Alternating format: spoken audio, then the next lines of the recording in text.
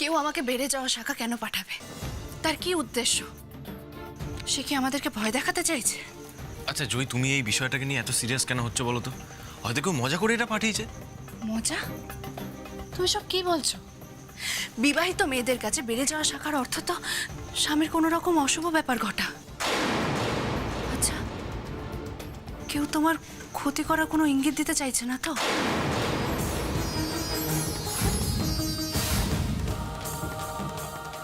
আচ্ছা, আমার ক্ষতি কে করবে বলো তো? কেন? তোমার সেই ছাত্রীর কথা তুমি ভুলে গেলে, যার জন্য তোমাকে জেলও খাটতে হয়েছে? আর সেই দেবেন্দ্র নামের লোকটি, যাকে আমরা চিনিও না, তার জন্য তো আমি প্রায় ফেঁসেও গিয়েছিলাম।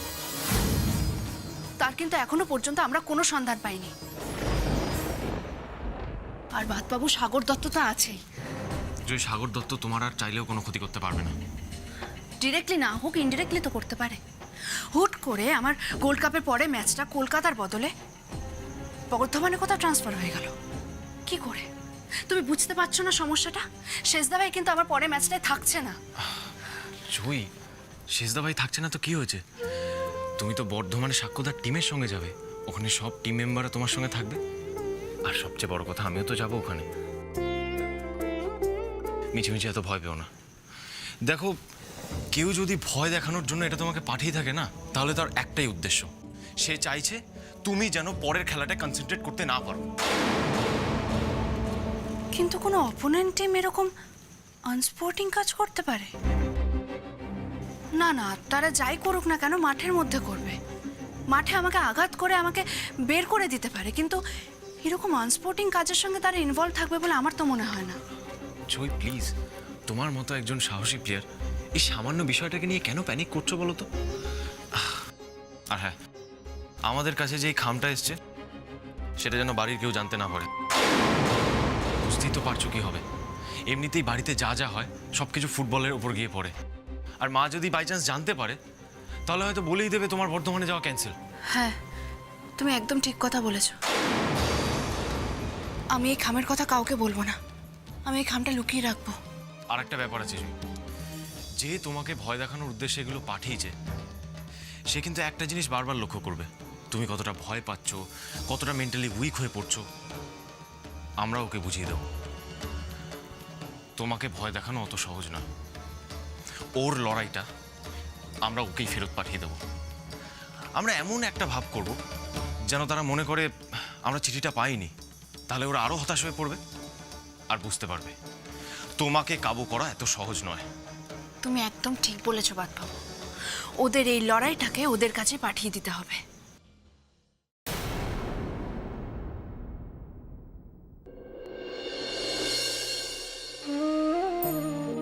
কিন্তু তুমি আমাকে একটা কথা দাও, তোমার যাতে কোনো ক্ষতি না হয় সেদিকটা খেয়াল রাখবে। তুমি এত চিন্তা কেন করছো বলো তো?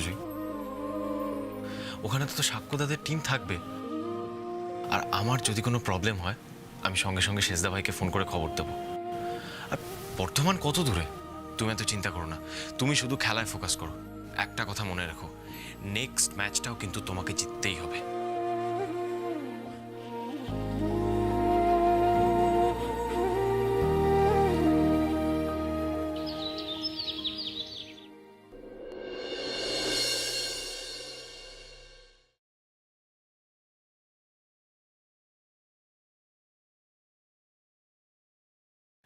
এ বাবা, এত বেলা হয়ে গেছে।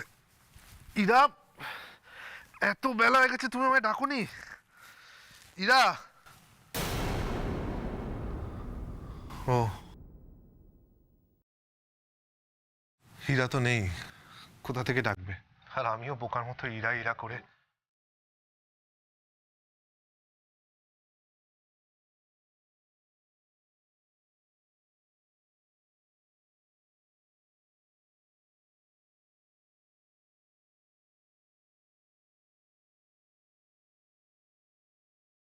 ইরা, তুমি? হ্যাঁ, চলে এলাম।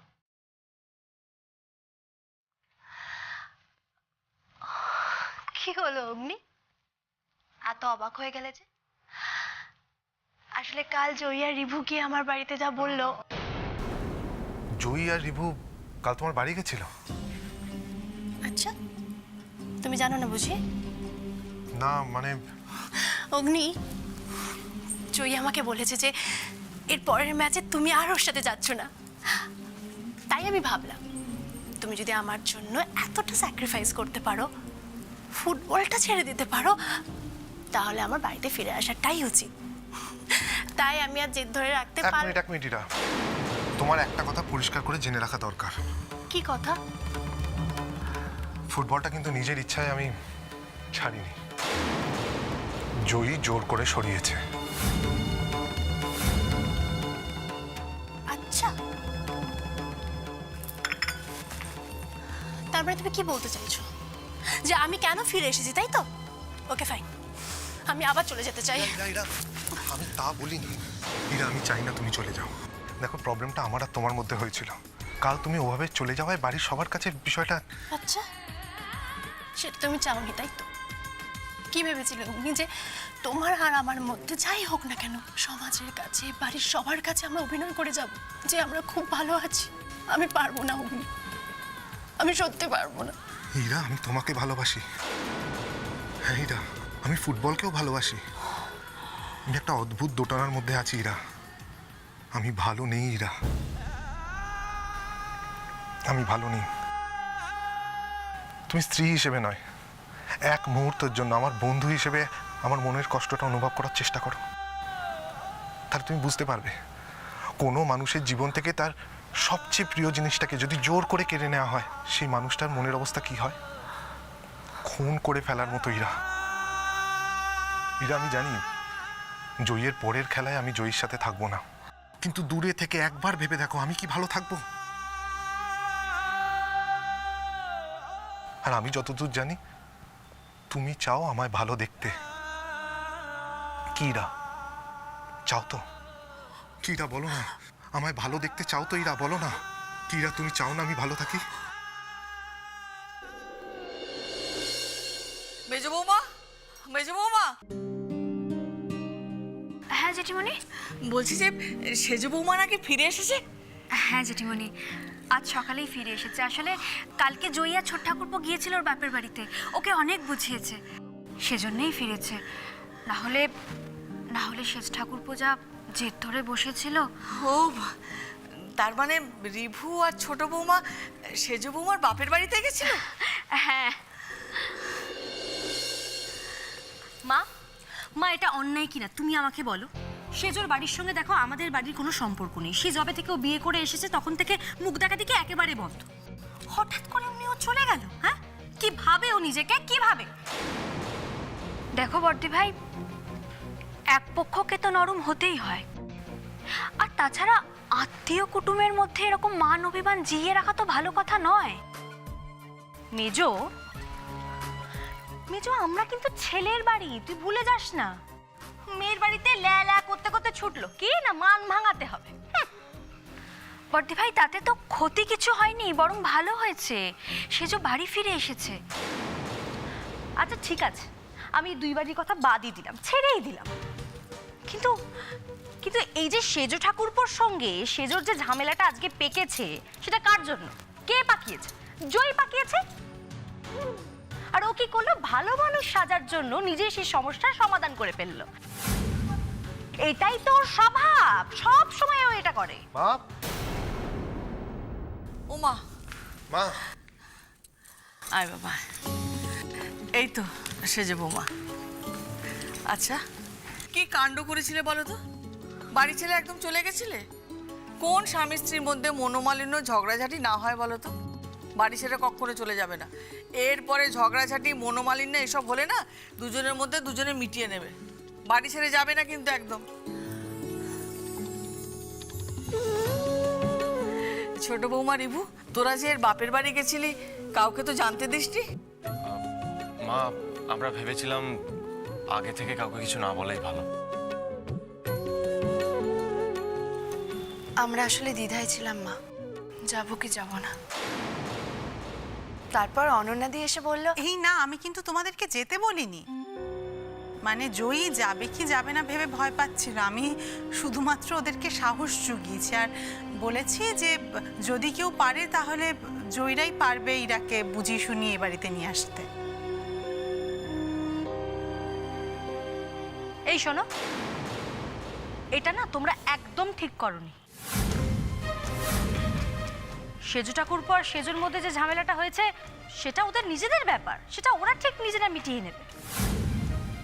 এর মধ্যে তোমরা কেন ঢুকবে বলো তো? মা, আমি ঠিক বলছি কিনা? তুমি থামো বড় বৌমা, এবারের ভালো কিছু তোমার সহ্য হয় না না?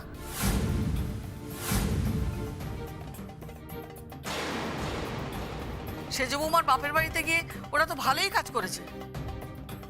শোনো সেজু বৌমা, আমি একটা কথা বলছি। আমি বলি কি, ছোট বৌমা তো তোমাদের বাপের বাড়ি গেছিলই, তখন আর জেদ করে মনের মধ্যে রাগ পুষে রাখার তো কোনো মানে হয় না বলো। তোমাদের বাবা ফিরুক, আমি বলবো তোমার বাপের বাড়ির সকলকে আমরা নেমন্তন্ন করবো। বাহ, গুড নিউজ।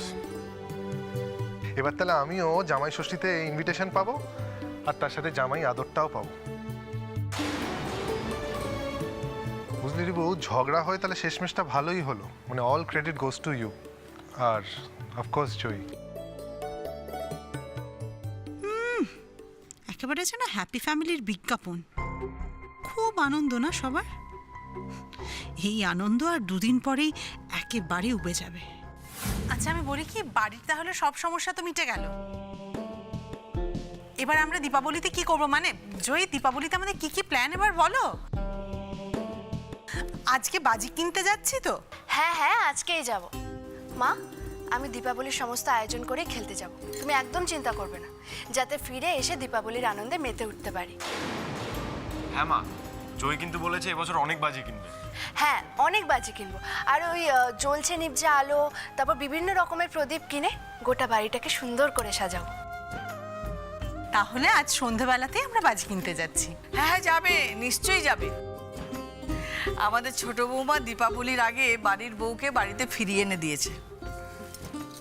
তোমাকে আমি বারণ করব কি করে বলো তো?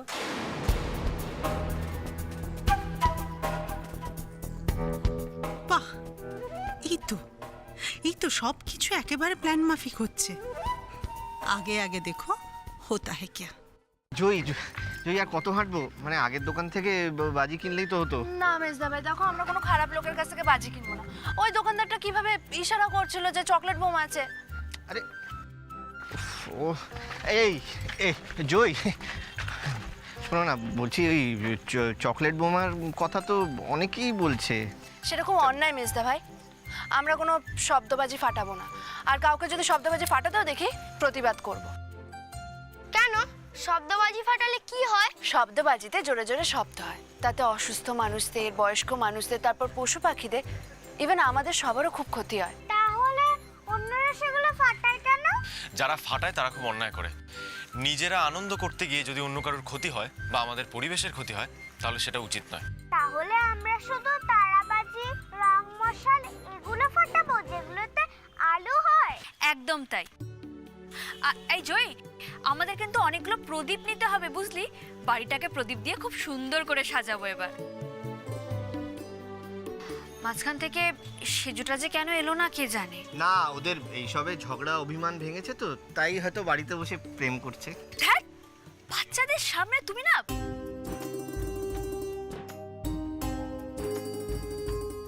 জয়দি, চলো আমরা বরং ওইখানে যাই। হ্যাঁ চল। চলো।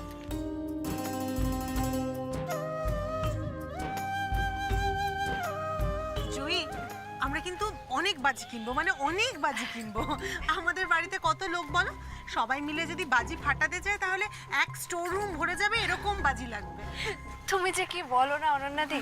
আচ্ছা দাদা, বিভিন্ন রকমের বাজি দেখান, বিভিন্ন রকমের ওই মোমবাতি দেওয়া প্রদীপগুলো হয় না, ওগুলোও দেখাবেন। হ্যাঁ, আর ফুলঝুড়ি দিন না, 10 না 10-এ হবে না, 15 প্যাকেট, 15 প্যাকেট। হ্যাঁ, আমাদের তুবড়ি চাই, তুবড়ি তুবড়ি। আরে বাবা, পাবি পাবি, এত বায়না করিস না তো।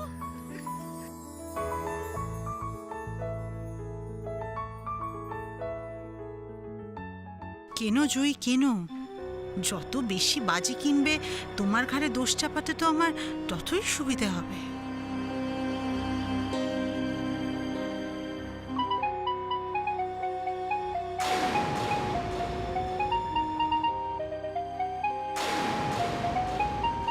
এই মরেছে, সাগর ফোন করছে। এখন ফোন ধরলে তো সবাই জেনে যাবে, আবার কেটে দিলেও সবাই সন্দেহ করবে, নানান কথা জিজ্ঞেস করবে। কি কি করি আমি? অনন্যা দি,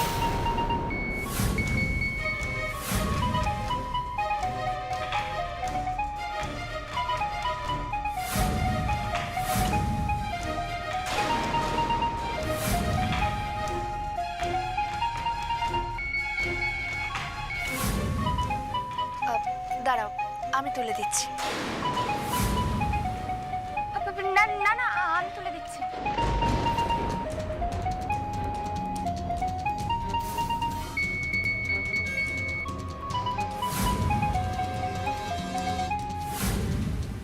আমি তো ফোনটা তুলছিলাম, তুমি এভাবে ফোনটা তোলার জন্য ঝাঁপিয়ে পড়লে কেন?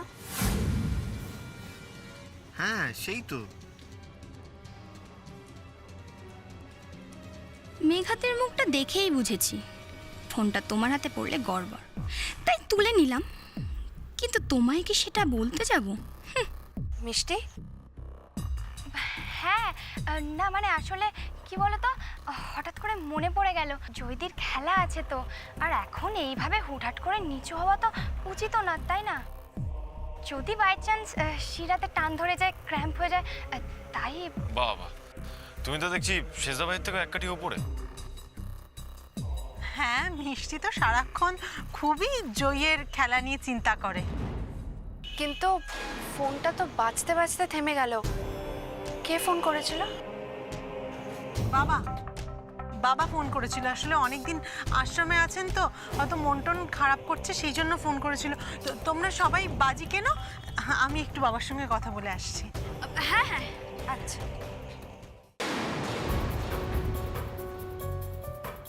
হ্যাঁ সাগর, হঠাৎ ফোন করেছিলে কেন এখন? আরে বাবা, আমার হাত থেকে ফোনটা পড়ে গেছিল, জুই প্রায় নামটা দেখে ফেলছিল, আমি কোনো মতে সামাল দিয়েছি। আমি এটা জানার জন্য ফোন করেছিলাম যে ওই বাড়িতে দক্ষযজ্ঞ বেঁধেছে কি বাঁধেনি। জয় কি ওই ভাঙা শাখাটা নিয়ে লাফালাফি শুরু করেছে? ভাঙা শাখা?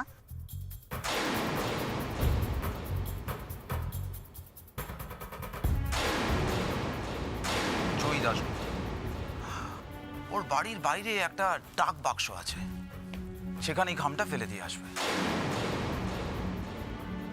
সেরকম কিছুই শোনোনি? কি বলছোটা কি? কই, ও কিছু বলেনি তো? তার মানে পুরোটাই চেপে গেছে, তাই তো? আচ্ছা সাগর, তুমি আমার আরেকটা কথা শোনো। হ্যাঁ, তুমি না একটু সবুর করো প্লিজ। ওকে আগে বর্ধমানের উদ্দেশ্যে রওনা হতে দাও, তারপর তোমার যত ইচ্ছে আতঙ্ক সৃষ্টি করার আতঙ্ক সৃষ্টি করো। ও যদি তার আগে আতঙ্কিত হয়ে যায়, হয়ে গিয়ে যদি ও খেলতেই না যায়, তাহলে কিন্তু আমার খুব মুশকিল হয়ে যাবে সাগর। তার মানে বলছো যে ওরা আমার উপর টেক্কা দেওয়ার জন্যে পুরো ব্যাপারটা চেপে গেছে? ঠিক আছে, ওরা তো ওই কালকেই রওনা দিচ্ছে, ততক্ষণ ওয়েট করে যাব। কিন্তু তোমার ওই প্ল্যানটা কত দূর? সব কিছু প্ল্যান মাফিক চলছে, তুমি একদম চিন্তা করো না। আর যাই হোক সাগর, এইবার আমার প্ল্যান কিছুতেই বিফলে যাবে না। ঠিক আছে, আমি এখন রাখছি। হ্যাঁ। ওরে বাবা, কত বাজি কেনা হয়েছে! হ্যাঁ সত্যি, এবারে যা দীপাবলি সেলিব্রেশন হবে না। শোনো, আমাদের বাড়ির এতগুলো লোক মিলে যদি এই বাজি ফাটানো শুরু করে না, এই নিমেষের মধ্যে শেষ হয়ে যাবে। এটা এত বাজি নয়। আরে তোমরা বাচ্চা হয়ে গেলে নাকি? এই যে ম্যাডাম, বাজি নিয়ে কিন্তু সব থেকে বেশি লাফালাফি আপনিই করছিলেন। হ্যাঁ, এটা কিন্তু রিবু একদম ঠিক বলেছে। সে তো সবাই মিলে আনন্দ করব বলে, তাই বলে এত বাজে আমি কিন্তু বলিনি কিনতে। আচ্ছা ঠিক আছে ঠিক আছে, না না এবারে বাড়ি চলো, অনেক হয়েছে কেনাকাটা। আচ্ছা অনন্যাদি, তোমার বাবার সঙ্গে কথা হয়েছে? কেমন আছেন উনি? হ্যাঁ, কথা হলো, ভালোই আছেন। মানে ফোনে গলা শুনে তো তাই মনে হলো। পিসিও ভালো আছেন। এই মিষ্টি, তোর দাদুকে কিন্তু একবার ফোন করে নিস, তোর গলা শুনতে চাইলো। আমি বললাম যে এখন বাজি টাজি কিনছে, পরে ফোন করে নেবে। হ্যাঁ হ্যাঁ ঠিক আছে, আমি করে নেব। আচ্ছা জয়, তুমি গ্রামে থাকতে বাজি পোড়াতে? না তেমন আর কই, তবে বাবলু বাজি পোড়াতো। আর আমাদের গ্রামে তুবড়ির প্রতিযোগিতা হতো, কে কত ভালো তুবড়ি বানাতে পারে তাই নিয়ে কটা দিন মেতে থাকতাম। ও বাবা, তুমি আবার তুবড়ি বানাতে পারো নাকি? হ্যাঁ, একটু একটু। মানে তুবড়িতে তো নির্দিষ্ট পরিমাণে বারুদ মশলা মিশিয়ে তবেই খোলে পুড়তে হয়, তুমি সব কিছু পারো? হ্যাঁ পারি একটু একটু। আচ্ছা, এবার আমাদের বাড়িতে তুবড়ি বানালে কেমন হয়? বাহ, তুবড়ি যদি বানাও তাহলে তো আরও ভালো হয় সেটা আমার প্ল্যানের জন্য।